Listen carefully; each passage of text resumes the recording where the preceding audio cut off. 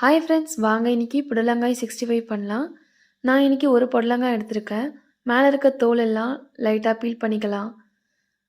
அதை வாஷ் பண்ணிவிட்டு round round பீஸாக கட் பண்ணிக்கோங்க.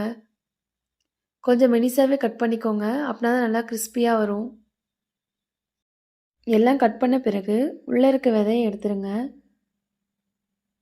விதையை எடுத்துகிட்டு வேறு பாத்திரத்தில் மாற்றி வச்சுக்கலாம். 2 table spoon cornflour, 3 table spoon அரிசி மாவு, 2 பிஞ்ச் ஆஃப் பெருங்காயத்தூள்,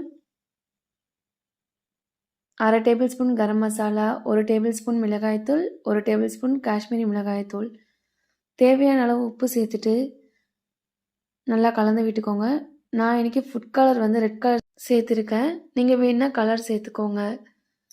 ஆஃப் லெமன் பிசைஞ்சு விட்டுட்டு ஒரு 5 மினிட்ஸ் ஊற வச்சுருங்க. எண்ணெய் சூடானதும் பொரிச்சு எடுத்துக்கலாம்.